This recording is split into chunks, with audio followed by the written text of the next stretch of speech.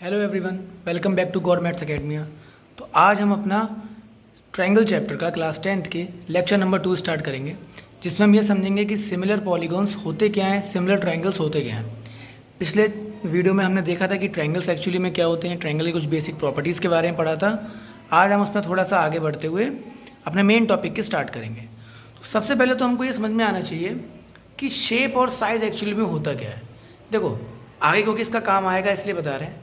Shape और size की अगर मैं बात करता हूँ, कहने को तो दोनों हम आमतौर की भाषा में बोलते हैं कि सेम ही चीज़ है, पर थोड़ा अलग होता है।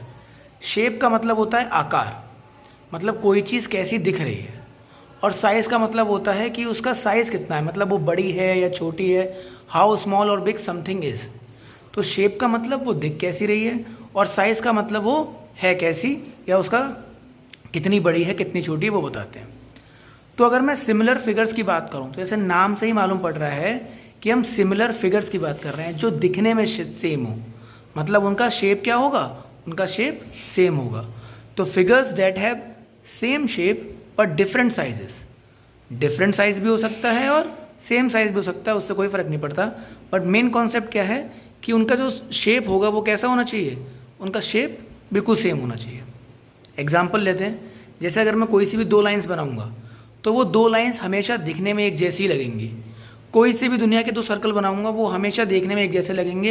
इट डजेंट मैटर कि which one is larger which one is smaller, बस वो देखने में सेम लगने चाहिए। ठीक है। वहीं पे अगर मैं दो रेक्टेंगल बनाऊं तो वो दिखने में सेम लगे ना लगे आपको नहीं पता। एक की लेंथ बड़ी कर दो, एक की ब्रेथ बड़ी कर दो, आपको नहीं समझ में आएगा कि कौन सा रेक्टेंगल सेम है या नहीं है। ठीक है, उनकी शेप आपको बिल्कुल अलग अलग दिखाई पड़ेगी। वहीं पे मैं कोई आइसोसेलेस ट्रायंगल बना दूं या फिर क्या कहते हैं स्केलिन ट्रायंगल बना दूं, तो हमको नहीं समझ में आएगा कि वो दोनों सेम है या नहीं है, क्योंकि मैं देख के पता ही नहीं लगेगा। हाँ, ट्रायंगल होंगे बट ट्रायंगल्स में भी डिफरेंट डिफरेंट शेप्स होती हैं, ये बात हमको याद रखनी है। ठीक है ना। अदर एग्जाम्पल्स देखें, जैसे स्क्वायर्स हो गया हमारा, इक्विलेटरल ट्रायंगल हो गया, तो ये भी हमारे सिमिलर फिगर्स के एग्जाम्पल्स हैं। ठीक, अब थोड़ा आगे बढ़ते हैं। अगर मैं सिमिलर पॉलीगन्स की बात करता हूँ तो देखो, हर चीज़ तो हम मैथमेटिक्स में देख के नहीं बता सकते ना कि वो सिमिलर होगी या नहीं होगी, देखने में एक जैसे हैं या नहीं है। ठीक, क्योंकि ऐसे मैं अगर परपेंडिकुलर लाइन भी डालूं तो 90 डिग्री और 89.5 डिग्री, इन दोनों में आप फ़र्क नहीं बता पाओगे, क्योंकि बहुत ही पास पास में आ रहा है। तो उसके लिए हमें क्या करना पड़ेगा, हमें कुछ कॉन्सेप्ट पता होने चाहिए कि जिसकी मदद से हम प्रूव कर सकें कि समथिंग इज़ सिमिलर और नॉट। ठीक, तो जो प्रूफ क्या है कि कोई सा भी पॉलीगन होगा तो वो पॉलीगन सिमिलर होंगे इफ़ उनके करस्पॉन्डिंग एंगल्स एक जैसे हों, करस्पॉन्डिंग एंगल बराबर हों, और उनकी करस्पॉन्डिंग साइड्स आपस में प्रोपोर्शनल हों। प्रोपोर्शनल का मतलब उन करस्पॉन्डिंग साइड्स की अगर मैं रेशियो ले लूँ तो सबका रेशियो बराबर आना चाहिए। ये पॉलीगन के लिए बात कर रहे हैं, और सेम चीज़ ही हमारे ट्रायंगल्स के लिए भी यूज़ होगी आगे जाके। जैसे अगर मैं दो ये यहाँ पे स्क्वायर लेता हूँ, ABCD और PQRS, एक की साइड 2 है और एक की साइड 4 और 4 है। ठीक, मतलब इसकी चारों साइड हमारी 2 हो जाएंगी, इसकी चारों साइड हमारी 4 सेंटीमीटर की हो जाएंगी। तो यहाँ पे हम देख सकते हैं A और P दोनों के एंगल बराबर हैं, B और Q एंगल सेम है, R और C एंगल सेम है, S और D एंगल सेम है। वहीं पे AB अपॉन PQ अगर करता हूँ तो 1/2 आएगा, BC अपॉन QR अगर करता हूँ तो भी 1/2 आएगा। सिमिलरली आगे के लिए होगा। तो अगर मुझे साफ साफ दिख जाए कि किसी फिगर में एंगल्स जो बराबर आ रहे हैं उनके साथ में करस्पॉन्डिंग साइड्स भी अगर उनका रेशियो सेम आ रहा है, हैंस वो फिगर हमारी कैसी होगी, सिमिलर होगी। अब आपके दिमाग में एक छोटा सा वो आ सकता है, क्या कहते हैं, डाउट, कि सर एंगल ए को मैं एंगल आर के बराबर ही तो लिख सकता हूँ। तो बिल्कुल लिख सकते हो, स्क्वायर्स में कोई फ़र्क नहीं पड़ता। ये ABCD QRSP के भी बराबर है, उसके भी सिमिलर है, उससे कोई दिक्कत नहीं है हमारे पास। इसके बारे में अभी नेक्स्ट स्लाइड में देखेंगे कि क्या क्या हो सकता है। तो देखो, सेम चीज़ जाती है हमारी ट्रायंगल्स के लिए भी। मैंने मान लिया कि ABC ट्रायंगल सिमिलर है PQR के। अब अगर मैं कह रहा हूँ कि ये सिमिलर है, इसका मतलब ये बात पक्की है कि इनके करस्पॉन्डिंग एंगल्स आपस में बराबर होंगे।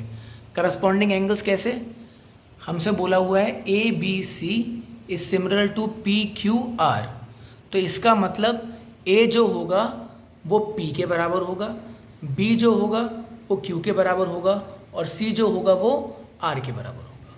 सिमिलरली पहले ए बी लिखा है तो A B upon P Q, B C upon Q R and C A upon R P, इनका रेशियो आपस में बराबर होगा जैसे मैंने यहाँ पे लिखा हुआ है। ठीक, अब वहीं पे अगर वो कह दे कि triangle A B C R P Q के इक्वल है तो बीच में कैसे करना है कि एंगल ए की वैल्यू एंगल आर के जो जिसके सामने लिखा है, अगर ये फर्स्ट पोजीशन पे है तो फर्स्ट पोजीशन वाले के बराबर होगा। ये लिखने का तरीका है और ये सिंबल है हमारे पास सिमिलैरिटी का। ठीक, तो angle A equals to angle R होना चाहिए, angle B equals to angle P, angle C equals to angle Q and A B should be equals to R P पहले वाले दो, then B C P Q पहले वाले दो, then सी ए बचा and Q R बचा, इस तरीके से। तो इस तरीके से हम सिमिलैरिटी को डिफाइन करते हैं। ठीक है, now moving on to the next topic.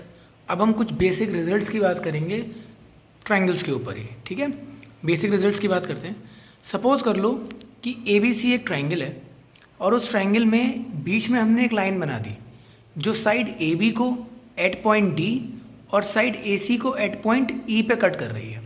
ठीक है, और साथ ही साथ में ऐसा भी हो रहा है कि जो डी ई है ये पैरेलल है हमारी बी सी लाइन के।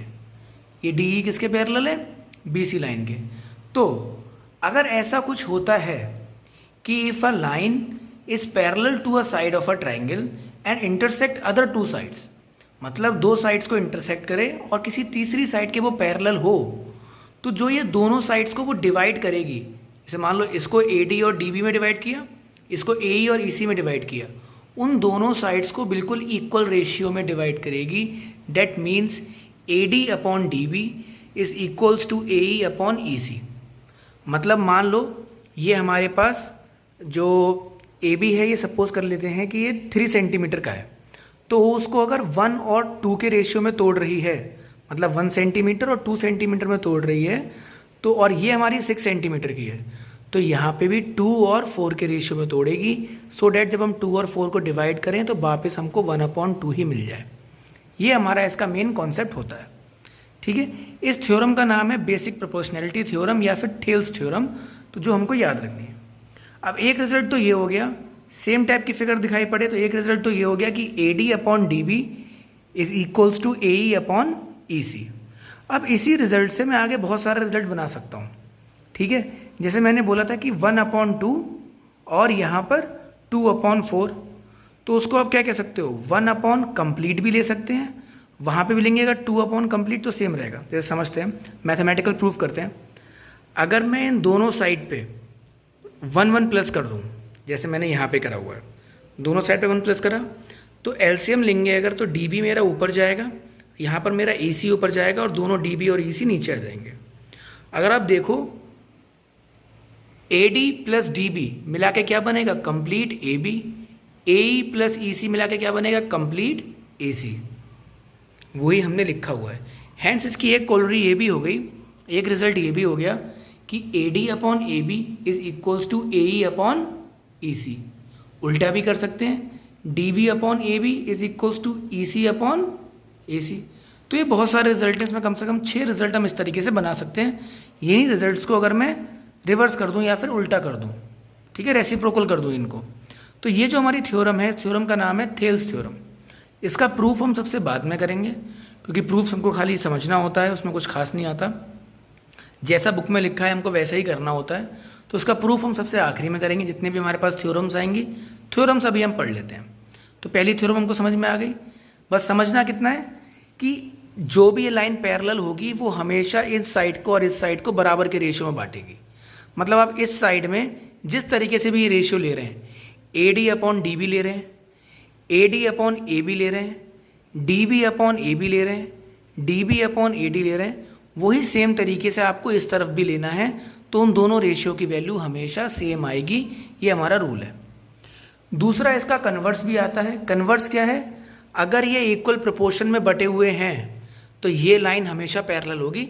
इसी थेल्स थ्योरम का उल्टा रूप, और कुछ नहीं। तो आओ एक क्वेश्चन देख लेते हैं फटाफट। क्वेश्चन क्या है कि ये हमारे पास एक्स वाई एक लाइन है जो ट्राइंगल ए बी सी को इंटरसेक्ट कर रही है दो साइड पे, such that X Y is parallel to B C. यहाँ पे हमसे क्या रखा है, ये कंप्लीट साइड ए बी है, कटने के बाद यहाँ पे 12 रह गया, वो 15 है और x है जिसकी हमको वैल्यू निकालनी है। तो मैं देख रहा हूँ कि इस पर्टिकुलर डायग्राम में, इस पर्टिकुलर क्वेश्चन में मैं बड़े आराम से क्या लगा सकता हूँ, थेल्स थ्योरम लगा सकता हूँ। तो थेल्स थ्योरम का कौन सा वाला रूप लगाएंगे? देखो ये पार्ट हमको गिवन है और ये पार्ट हमसे पूछा हुआ है। जब भी इस तरीके का आएगा इसका मतलब उसका बेसिक रूप ही लगाएंगे। सबसे पहला रिजल्ट तो हमने निकाला था। यहाँ पे अगर हम देखें कम्प्लीटली 12 है, कम्प्लीटली 20 है और नीचे वाला 12 है, तो ऊपर वाला कितना होगा? 20 में से 12 को माइनस करेंगे 8 होगा। ठीक, तो अब आओ क्वेश्चन देखते हैं। एज वी कैन सी, जो भी गिवन चीज़ थी उसको मैंने इस तरफ लिख लिया और वहाँ पे AX की वैल्यू निकाल दी, ऊपर वाला 8 centimetre. So using Thales theorem मैं ये कह सकता हूँ कि AX upon XB is equals to AY upon YC। ठीक है, इन सब की वैल्यू पुट करते हैं। 8 upon 12 equals to 15 upon X। तो X की वैल्यू निकालने के लिए X ऊपर जाएगा, 8 नीचे आएगा और 12 भी हमारा ऊपर मल्टीप्लाई में जाएगा। उसको सॉल्व करेंगे तो हमारी X की वैल्यू कितनी आ जाएगी? 22.5। इस तरीके से ये बेसिक 1 नंबर का क्वेश्चन आता है। मोस्टली MCQ में अगर आएगा तो आएगा। हम अपना थेल्स थ्योरम का यूज़ करके क्वेश्चन सॉल्व कर सकते हैं। ये हमारा पहला question. Easy and good questions of BPT, basic proportionality theorem या फिर थेल्स थ्योरम। इस क्वेश्चन में हमको ट्रायंगल थोड़ा टिल्टेड फॉर्म में दे रखा है, बट उससे कोई फ़र्क नहीं पड़ता। हमको थेल्स थ्योरम लगाने के लिए सिर्फ 2 चीज़ों का ध्यान रखना है कि एक लाइन हो जो किसी ट्रायंगल की 2 साइड्स को इंटरसेक्ट कर रही हो और तीसरी साइड के पैरेलल हो। जो काम यहाँ पे हमको PQ करते हुए दिखाई पड़ रहा है। अब जब इसमें हम थेल्स थ्योरम लगाएंगे तो थेल्स थ्योरम का कौन से वाला रूप लगाएंगे, कौन सी वाली फॉर्म लगाएंगे? नीचे वाला अपॉन कंप्लीट, नीचे वाला अपॉन कंप्लीट। ठीक है, वो हमारे लिए ज़्यादा ईजी रहेगा इस पर्टिकुलर फॉर्म के लिए, इस पर्टिकुलर क्वेश्चन के लिए भी। तो हमने लगाया कि यूजिंग BPT हम कह सकते हैं कि PV upon AV is equals to QC upon AC। Easy है। इन दोनों की वैल्यूज पुट कर दी, जो भी वैल्यू थी ऊपर क्वेश्चन में। वैल्यू पुट करने के बाद हमको पता है यहाँ पर क्या करते हैं, यहाँ पर हमें करना होता है क्रॉस मल्टीप्लिकेशन। क्रॉस मल्टीप्लाई करा, क्रॉस मल्टीप्लाई करने के बाद हमारे यहाँ पे 2 पॉलिनोमियल बन के आ जाएंगे जो मल्टीप्लाई की फॉर्म में होंगे। तो इनको करा कैसे जाता है एक बार देख लें। पहले वाले को मल्टीप्लाई करेंगे इन दोनों के साथ, देन सेकंड वाले को विद साइन मल्टीप्लाई करेंगे इन दोनों के साथ। ये हमारा तरीका होता है। तो इसकी इससे मल्टीप्लाई करी तो 2x², इसकी इससे मल्टीप्लाई करी तो इसकी इससे मल्टीप्लाई करी 2x², इसकी इससे मल्टीप्लाई करी तो 3x, देन माइनस का 6x, देन माइनस का 9 आ गया। यहाँ पे 2x² माइनस का 4x आ गया। ठीक है, इस तरफ भी 2x² है, इस तरफ भी 2x² है, दोनों दूसरे को कैंसिल आउट कर देंगे। नॉर्मल अब हमें सॉल्व करना है x की फॉर्म में आके, जिसके बाद हमारी x की वैल्यू कितनी आ जाएगी? 9 आ जाएगी। ये आपने linear equation in 2 variables, quadratic equation, polynomial, उन सब में इस टाइप के क्वेश्चंस को देखा होगा और करा होगा क्लास 9th में भी और क्लास 10th में भी। तो ये कोई बड़ी बात होगी नहीं हमारे लिए। तो एक ही ईजी क्वेश्चन था। इसके बाद थोड़ा सा इंपॉर्टेंट क्वेश्चन हमारे सामने आता है। कम से कम 3 नंबर में ये क्वेश्चन आएगा, 2 नंबर में भी आ सकता है। ईजी क्वेश्चन है। इस क्वेश्चन में हमको एक ट्रिपीजियम की तरह कोई चीज़ दे रखी है और इसमें कहा गया है कि AB is parallel to EF and EF is parallel to CD। मतलब ये 3 जो लाइनें यहाँ बन रही हैं तीनों आपस में पैरेलल है। तो हमको प्रूव ये करना है कि AE upon ED is equals to BF upon FC। ये हमको प्रूव करना है। अब देखो, हमने अभी थेल्स थ्योरम पढ़ी है। थेल्स थ्योरम के अंदर बीच वाली लाइन पैरेलल वाला केस आता है। यहाँ पे पैरेलल तो दिखाई पड़ रहा है बट हमको ट्रायंगल दिखाई नहीं पड़ रहा। तो इस केस में हम क्या करेंगे, इस केस में सबसे पहले हम उसको प्रोड्यूस करेंगे।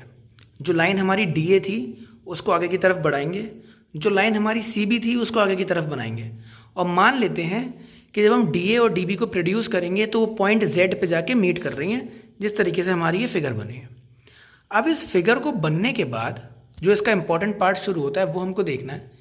इस फिगर को बनने के बाद ये 2 ट्रायंगल में बढ़ गया, एक ZEF और एक ZDC। और दोनों ही ट्रायंगल की अगर बात करूं, अगर इस वाले ट्रायंगल की बात करता हूं ZEF की, तो इसमें भी हम थेल्स थ्योरम लगा सकते हैं। और अगर मैं ZDC की बात करता हूं तो हम इसमें भी थेल्स थ्योरम लगा सकते हैं 2 अलग अलग जगह पे। एक बार मान लेंगे कि AB नहीं है, एक बार मान लेंगे कि EF नहीं है। चलो अब देखते हैं करना क्या है। सबसे पहले हमको देखना है कि हमको प्रूफ में क्या लेके आना है। तो अगर आप देखो, हमको प्रूफ में लेके आना है AE, ऊपर वाला देखते हैं पहले, AE और BF। अगर मैं ZEF लेता हूं तो मुझको AE भी मिल जाएगा और BF भी मिल जाएगा। ठीक, अब इसकी कौन सी वाली थेल्स थ्योरम की फॉर्म लेनी है वो हमें क्वेश्चन में आगे आके मालूम पड़ेगा, बट हम मान के चलते हैं कि हम इसमें कौन सी फॉर्म ले लेंगे, AE अपॉन कंप्लीट वाला, यहाँ पे BF अपॉन कंप्लीट वाला। अगर इससे सॉल्व हो गया तो अच्छी बात है, अगर सॉल्व नहीं हुआ तो हम दूसरी फॉर्म लेके सॉल्व करने की कोशिश करेंगे, उसमें कोई भी कन्फ्यूजन की बात नहीं है, कोई भी डरने की बात नहीं है। तो हमने ट्रायंगल ZEF में जब BPT को यूज़ करा तो हमने कह दिया कि AE upon ZE is equals to BF upon ZF, उसको हमने मान लिया इक्वेशन नंबर 1। सिमिलरली जब मैं ट्रायंगल ZDC की बात करूंगा, मतलब सबसे बड़े वाले ट्रायंगल की बात करूंगा, तो ट्रायंगल ZDC में अब देखो नीचे हमें क्या चाहिए, नीचे हमको चाहिए ED और FC। नीचे हमको क्या चाहिए, ED और FC। अच्छा, अब अगर मैं इस लाइन को पैरेलल लेके चलता हूँ इस लाइन के और इसको भूल जाऊँ, तभी तो ED के बारे में बात कर सकता हूँ। अगर मैं ये लाइन ही भूल जाऊँ कि यहाँ पे है नहीं, सिर्फ AB के अकॉर्डिंग काम करूँ तो मेरे पास ED कभी मिलेगा ही नहीं। तो एक बात तो समझ में आ गई कि इस केस में AB की हमको ज़रूरत नहीं है, और हमको चाहिए क्या, ED और FC। तो ये रहा ED और ED हमारे पास आ गया, यहाँ से FC आ गया। और हम इस केस में देखो अब क्या बात है, हम दो केस कर सकते हैं, ED अपॉन ZE कर सकते हैं और ED अपॉन ZD भी कर सकते हैं। तो हम करेंगे कौन सा, हम करेंगे ZE वाला। वाई, क्योंकि ZE हमारे पास ऑलरेडी आ चुका है अपॉन में। तो जब मैं इन दोनों इक्वेशन को डिवाइड करूंगा तो ZE से ZE कट जाएगा, AE अपॉन ED मेरा अपने आप आ जाएगा। ठीक है, ये हमारा लॉजिक था इस क्वेश्चन में कि क्यों हमने आगे इसमें कैसे करके सॉल्व करना होगा। अब देखते हैं हमने करा यूजिंग BPT, इसमें भी ED upon ZE equals to FC upon ZF। Equation number 1 को इक्वेशन नंबर 2 से डिवाइड किया। देखिए ZE अपॉन ZE यहाँ पे था, ये कट जाएंगे, ZF से ZF कट जाएंगे, ED उठ के यहाँ चला जाएगा, FC उठ के यहाँ चला जाएगा, और इस तरीके से हमारा क्वेश्चन नंबर 3 का आंसर आ जाएगा। तो ये क्वेश्चन थोड़ा सा अच्छा था। इस क्वेश्चन में हमें कंस्ट्रक्शन भी करना था, थोड़ा सोचना भी था, बट स्टिल ये क्वेश्चन 2 नंबर का है, उससे ऊपर मुश्किल से ही आएगा अगर आता भी है तो। अगर हम बुक्स में इस क्वेश्चन का सॉल्यूशन देखें तो बहुत लंबा तरीके से कर रखा है। देखो बुक्स में कैसे कर रखा है कि पहले आपको AE अपॉन ZA मानना है, फिर +1 करना है, जैसे हमने प्रूफ में करा था। पर जब हम ऑलरेडी किसी चीज़ का प्रूफ कर चुके हैं तो उसको दोबारा से क्यों करें इस तरीके से। तो हैंस इस क्वेश्चन को हमें इस तरीके से ही करना है, ये बेस्ट अप्रोच है। Okay, thank you very much. Next video में मिलते हैं।